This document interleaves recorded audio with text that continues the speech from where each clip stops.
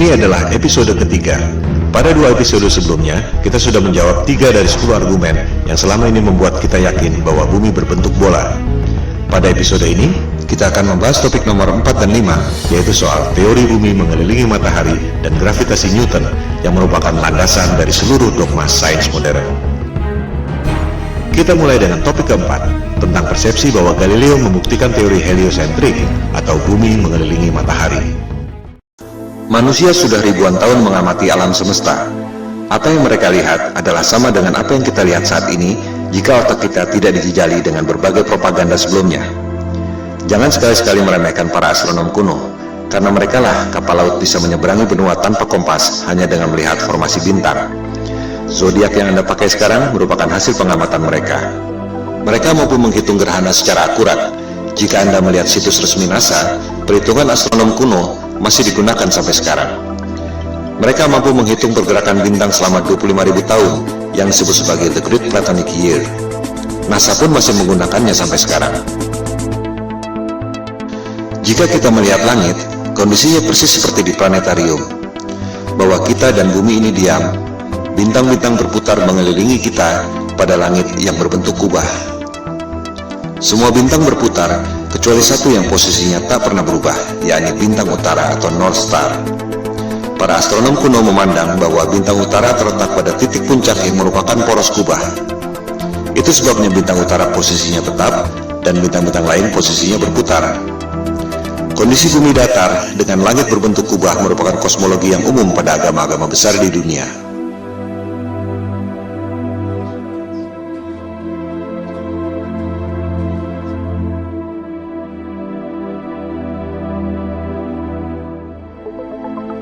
Yang tak banyak diketahui orang adalah peta standar dunia sebelum berdirinya NASA tahun 1958 adalah peta bumi datar. Silakan Anda buka situs Boston Public Library. Anda akan menemukan peta seperti ini. Judulnya, Peta Standar Dunia yang Baru. Ciri-ciri peta bumi datar ialah pusat lingkaran adalah kutub utara. Oleh sebab itulah jarum kompas selalu menunjuk arah utara, yaitu ke pusat lingkaran bumi. Posisinya persis di bawah bintang utara tempat semua bintang berputar, seperti yang telah dijelaskan tadi. Pulau-pulau dan benua-benua tersebar mengelilingi pusat lingkaran, yakni kutub utara. Sehingga, jika kita terbang dari barat ke timur, akan kembali ke tempat semula di barat, sesuai arah jarum kompas yang selalu menunjuk arah utara, yakni pusat lingkaran bumi. Bagian terluar adalah Antartika, tembok es yang mengelilingi bumi. Jika peta itu di zoom, tulisannya adalah lingkaran Antartika. Tak ada kutub selatan pada peta bumi datar. Antartika bukan benua, melainkan tembok es yang mengelilingi bumi. Boston Public Library itu masih menyimpan arsip peta-peta bumi datar yang merupakan peta standar dunia sebelum NASA didirikan tahun 1958. Antartika bukan benua. Jika di zoom, tulisannya Impassable Ice atau tembok es yang tak dapat dilewati. Kita akan membahas soal tembok es Antartika ini pada episode berikutnya. Juga akan dibahas bagaimana USGS, United States of Geological Survey, lembaga paling kredibel di bidang geologi dan ilmu bumi, membuat peta bumi bola berdasarkan peta bumi datar. Anda bisa cek sendiri di situs USGS. Pembuatan peta bumi datar menjadi bumi bola disebut azimuthal equidistant dengan menggunakan rumus matematika yang dibuat oleh Al-Biruni, cendekiawan Muslim 1000 tahun lalu. USGS menerangkan bahwa peta bumi datar merupakan dasar yang akurat untuk membuat peta atlas nasional Amerika Serikat untuk mengukur jarak penerbangan dan menentukan arah antena. Bahkan, disebut pula bahwa peta bumi datar merupakan dasar pembuatan logo PBB tahun 1945. Inilah realitas peta dunia sebelum dibentuknya NASA tahun 1958. Silakan Anda perhatikan logo PBB. Kutub utara adanya di tengah lingkaran. Benua-benua mengelilingi pusat lingkaran. Tak ada kutub selatan alias Antartika di logo PBB. Yang ada ialah tembok es yang mengelilingi bumi datar. Anda pun bisa cek sendiri video resmi yang diterbitkan oleh Gedung Putih Amerika Serikat.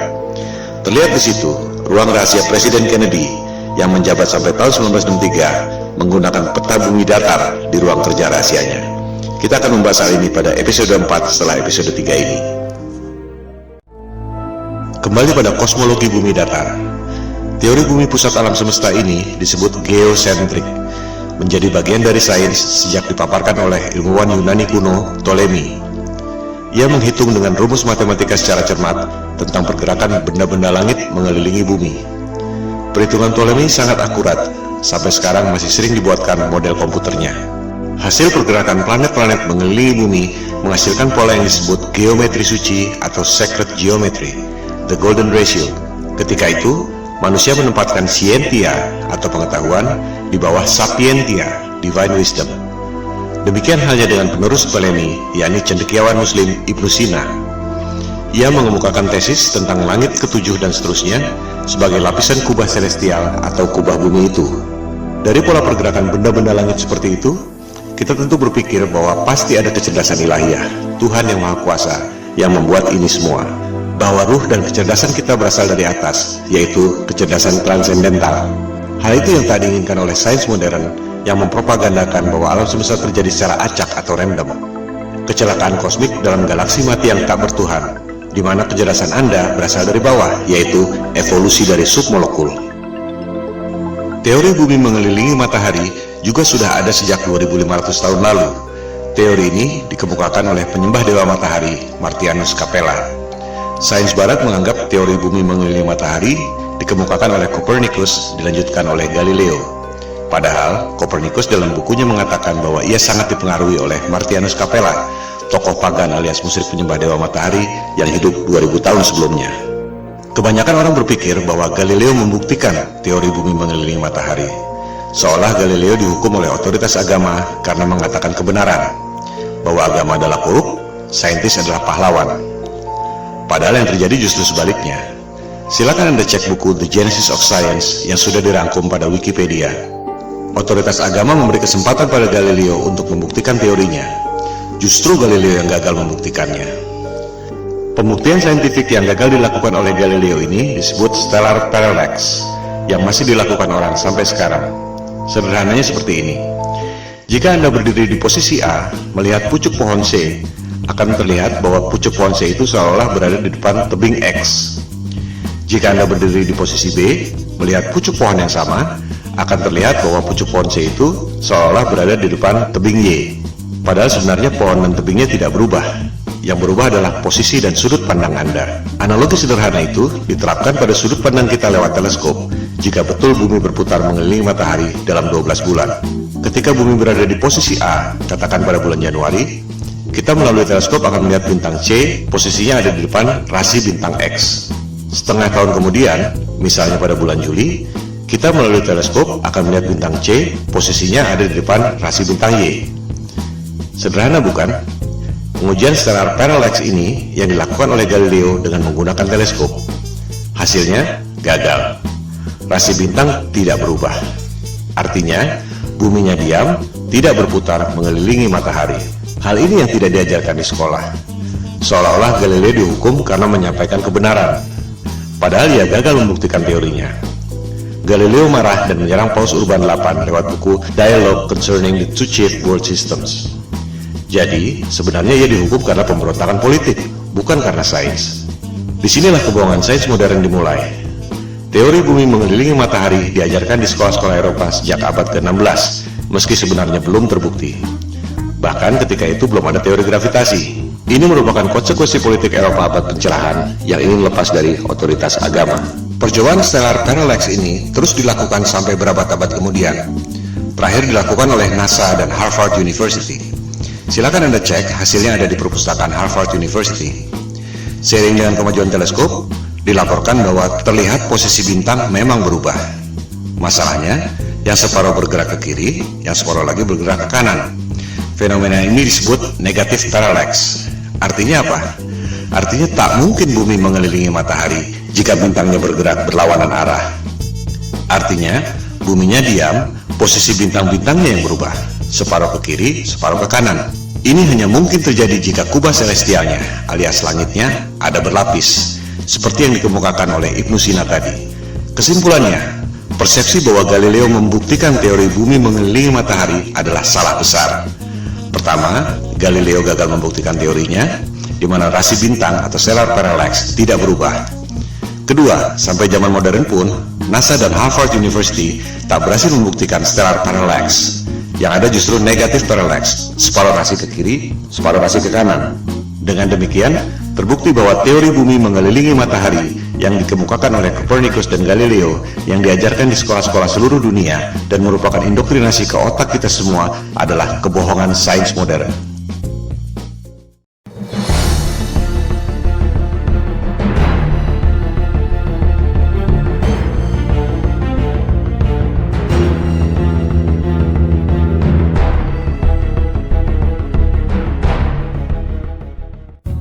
Teori gravitasi adalah fondasi utama yang merasionalkan teori bumi bola mengelilingi matahari. Kita tidak jatuh meski posisi kepala kita di bawah dan kaki kita di atas karena gravitasi. Kita tidak terlempar meski bumi berputar mengelilingi matahari karena ada gravitasi. Tapi, bisakah Anda menjawab mengapa air laut bisa nempel seperti kena power glue sementara balon gas bisa terbang? Bisakah Anda menjawab apa yang membuat matahari punya gravitasi sehingga mampu menarik planet-planet mengelilinginya? Kalau Anda bisa menjawab, silakan ajukan ke Komite Nobel. Sebab Einstein pun sudah berusaha menjawabnya dengan teori relativitas dan ia tak dapat hadiah Nobel untuk itu. Kebanyakan orang tak menyadari bahwa gravitasi Newton dan juga relativitas Einstein adalah teori, bukan fakta. Mari kita buktikan. Newton mengemukakan teori gravitasi tahun 1678 untuk merasionalkan teori bumi mengelilingi matahari yang terakhir dikemukakan oleh Galileo tahun 1615. Ketika itu, orang baru tahu ada medan magnet bumi lewat buku yang ditulis oleh William Gilbert berjudul The Magnet. Yang dimaksud The Magnet di sini adalah medan magnet bumi yang membuat jarum kompas selalu menunjuk ke arah utara. Gilbert mengatakan bahwa bumi ini seperti medan magnet raksasa. Lewat legenda apel jatuh ke kepala Newton, ia berasumsi dan berteori bahwa benda jatuh karena gaya tarik bumi. Persis seperti medan magnet membuat jarum kompas menunjuk arah utara. Padahal, jika kita ganti jarum kompas dengan kayu, maka medan magnet bumi tak dapat menariknya. Dari situ, untuk mendukung teori bumi mengelilingi matahari, Newton berasumsi dan berteori bahwa planet-planet mengelilingi matahari karena gravitasi. Ia pun membuat rumus gravitasi yang terkenal itu. Rumusnya memang benar, menghitung massa dua buah benda, jarak, dan gayanya. Tapi itu tidak membuktikan bahwa bumi punya gaya tarik. Silakan Anda cek, Newton tak dapat membuktikan mengapa apel jatuh ke kepalanya secara vertikal, tapi bumi terkena gravitasi matahari, berputar keliling-keliling, tak ada habisnya. Sebuah fenomena bisa dijelaskan lewat penjelasan saintifik yang berbeda. Mari kita ambil beberapa contoh. 1. Fenomena elektron berputar mengelilingi inti atom. Apa penyebabnya? Newton akan menjawab gravitasi, persis seperti bumi mengelilingi matahari. Betul? Jelas salah. Niels Bohr, ilmuwan penemu kuantum leap dalam atom, mengatakan bahwa itu disebabkan oleh elektromagnetik, bukan gravitasi. Tak ada gravitasi pada atom. Rumus gravitasi Newton sama sekali tak bisa diterapkan untuk menghitung pergerakan atom. Di sini letak inti masalahnya. Ketika Newton hidup, ia tak tahu ada elektromagnetik. Oleh sebab itu ia berasumsi bahwa planet mengelilingi matahari karena gravitasi. Contoh kedua, fenomena matahari dan bulan berjalan pada porosnya. Apa penyebabnya? Newton akan menjawab gravitasi. Memang itu tujuan ia mengemukakan teori gravitasi. Nikola Tesla akan menjawab elektromagnetik. Persis seperti elektron berputar mengelilingi inti atom, suatu hal yang belum diketahui Newton selama hidupnya. Tesla dapat menciptakan semua temuan-temuan yang dahsyat itu yang telah dipaparkan pada episode sebelumnya karena menganggap bumi ini bukan planet yang mengelilingi matahari. Bumi adalah pusat alam semesta yang memiliki energi dahsyat, termasuk menggerakkan matahari, bulan, dan bintang-bintang pada kubah celestial. Ia pun mengatakan matahari dan bulan digerakkan secara wireless oleh medan elektromagnetik yang ada di ether. Lebih jauh lagi, ia mengatakan bahwa kubah bumi atau kubah celestial itu terangkat karena medan elektromagnetik. The only force you need to counter is the electromagnetic force, not gravity. Kata-katanya adalah the only force. Bahasa terangnya, gravitasi adalah ilusi. Tesla pun mengatakan bahwa bintang-bintang menempel pada kubah celestial atau the firmament, bahasa Alkitab Taurat, terjemahan King James. Contoh kasus ketiga, fenomena besi tenggelam dan gabus terapung di air. Apa penyebabnya? Newton akan menjawab gravitasi. Besi tenggelam karena ditarik oleh gaya tarik bumi. Archimedes akan menjawab berat jenis. Besi tenggelam karena berat jenisnya lebih besar dari berat jenis mediumnya, yaitu air. Gabus terapung karena berat jenisnya lebih kecil dari berat jenis mediumnya, yaitu air. Kita lihat, sebuah fenomena bisa dijelaskan dengan paradigma sains yang berbeda. Contoh kasus keempat, fenomena balon helium terbang di udara. Newton dengan paradigma gravitasinya mungkin terpaksa menjawab anti-gravity. Archimedes akan menjawab dengan hal yang sama, berat jenis. Balon helium terbang karena berat jenisnya lebih kecil dari berat jenis mediumnya, yaitu udara. As simple as that. Coba kita simak baik-baik foto ini. Air laut bisa nempel tanpa ada setetes pun yang tumpah. Sementara, kalau kita goyangkan gelas ke atas, air pasti muncrat ke atas sebelum jatuh ke bawah. Padahal, tenaga kita tidak sebesar tenaga samudra.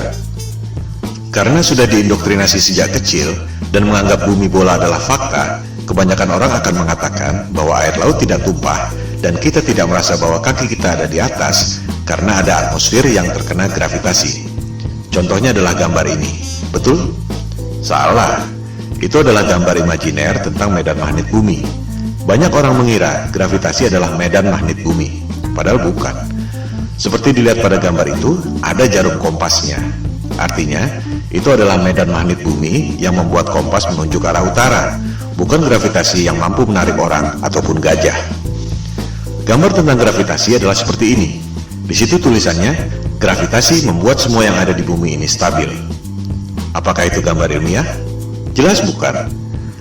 Kita juga bisa membuat gambar bumi berbentuk kotak, atau bisa juga kita bikin bumi berbentuk trapesium dengan klaim yang sama.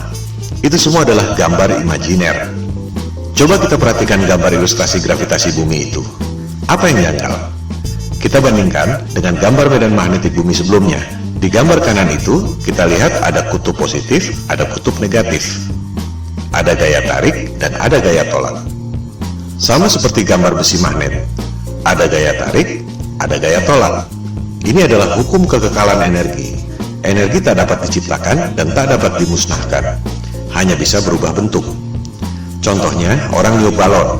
Jika balonnya mengembang, pasti paru-paru yang niup itu mengempis. Tak mungkin ada balon mengembang terus jika tak ada energi lain yang mengempis. Inilah hukum kekekalan energi. Nah, itu teori gravitasi, ada gaya tarik bumi, tapi tak ada gaya tolak. Di mana logikanya? Ini bertentangan dengan hukum kekekalan energi. Sekali lagi, gambar-gambar pendidikan yang canggih-canggih itu adalah gambar imajiner. Tergantung asumsi orang yang membuatnya, bukan berarti bahwa itu fakta. Newton tak dapat menjelaskan mengapa bumi bisa punya gaya tarik. Yang bisa menjawab itu adalah Einstein tahun 1905. Dia bilang, gravitasi terjadi karena massa yang besar seperti bulan, bumi, matahari membuat ruang dan waktu melengkung. Wow, sungguh ide yang brilian yang tak terpikirkan dalam imajinasi saintis manapun di dunia. Itu yang membuat Einstein seorang jenius yang lain dari yang lain. Sebuah teori yang sangat indah. Pertanyaannya, apakah teori itu betul? Itu cuma teori yang ada dalam tulisan dan gambar, tak pernah ada di alam nyata. Contohnya ini, orang mencoba menjelaskan teori relativitas Einstein, bagaimana ruang dan waktu melengkung, menciptakan gravitasi yang membuat planet-planet mengelilingi matahari.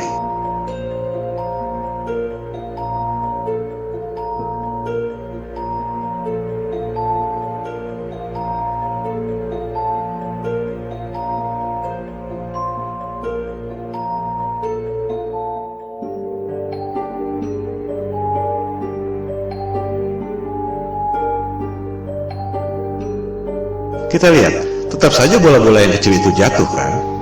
Tak mungkin ada benda berputar-putar terus selama ribuan tahun. Ini semua adalah teori ilusi, dan orang sedunia terpesona dengan pertunjukan sulap itu.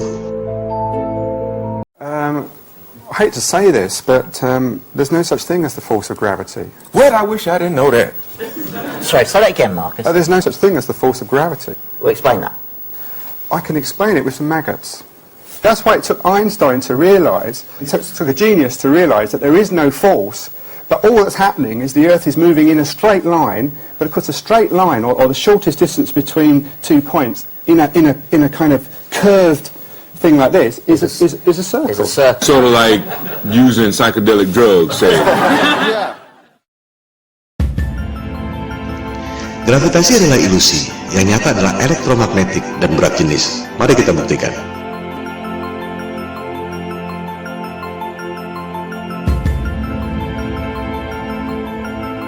Jadi, betul kata Tesla. Satu-satunya gaya yang harus kita hadapi adalah elektromagnetik, bukan gravitasi. Elektromagnetik bisa kita buktikan lewat benda-benda nyata, bukan cuma gambar-gambar konsep imajiner seperti gravitasi. Huge alternating electric current. On top is a 1 kilogram aluminium plate. So we hear this noise. What's that noise? It's the vibration of the plate because it's vibrating at 2 times the frequency of this one.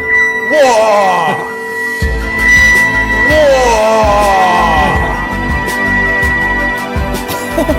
How does it do that? To find out, I've come to the place where it all started, the Royal Institution in London.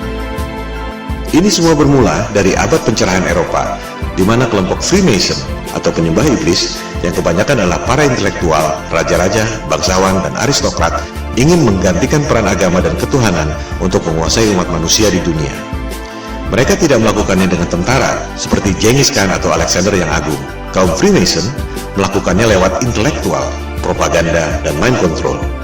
Bermula dari teori bumi mengelilingi matahari. Supaya kelihatan masuk akal, dibuatlah teori gravitasi. Padahal benda jatuh ke bumi karena berat jenis, dan benda bisa berputar-putar dalam orbit karena elektromagnetik.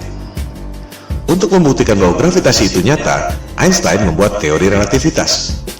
Ruang dan waktu melengkung dan membuat gravitasi. Padahal, kalau konsep itu dibuktikan lewat benda, terbukti bahwa benda-benda yang kecil-kecil itu pasti jatuh juga ke benda yang besar. Supaya kelihatan rasional, dibuatlah asumsi baru. Ada kekuatan maha dahsyat yang membuat benda itu berputar-putar, yaitu Big Bang. Apakah Big Bang itu fakta? Jelas bukan. Itu adalah teori. Bahkan di kalangan mereka sendiri pun, Einstein misalnya, tak percaya dengan Big Bang. Ia berpikir bahwa alam semesta ini steady state, tak ada awal, tak ada akhir. Big Bang dan gravitasi adalah Tuhan palsu sains modern. Semua pertanyaan yang tak terjawab dilemparkan pada dua hal itu. Media-media dan dunia pendidikan mempropagandakan teori Big Bang seolah fakta, lengkap dengan gambar-gambar canggih yang sebenarnya cuma imajiner. Berikut usia alam semesta 14 miliar tahun yang sebenarnya cuma perhitungan matematika berdasarkan asumsi. Oleh sebab itulah Tesla mengatakan, para saintis ini hanya menghitung matematika dari rumus ke rumus, dan akhirnya menciptakan struktur yang tak ada hubungannya dengan realitas. Model alam semesta berdasarkan asumsi matematika itu, jika asumsi dasarnya salah, maka semuanya runtuh. Gravitasi adalah ilusi, yang nyata ialah elektromagnetik dan berat jenis. Oleh sebab itulah, Goethe, intelektual terkenal dari Jerman, mengatakan bahwa gravitasi Newton itu adalah mistisisme sains. Newton menipu diri sendiri. Saya mengutuknya. Itu adalah kosmologi orang gila, kata Goethe. Dengan demikian, kita tutup argumen kelima yang membuat kita sebelumnya yakin bahwa bumi ini berbentuk bola. Gravitasi Newton adalah teori, ilusi, konsep imajiner berupa gambar-gambar yang tak pernah bisa dibuktikan lewat benda. Gravitasi dan juga Big Bang adalah Tuhan palsu yang merupakan pondasi utama kebohongan sains modern.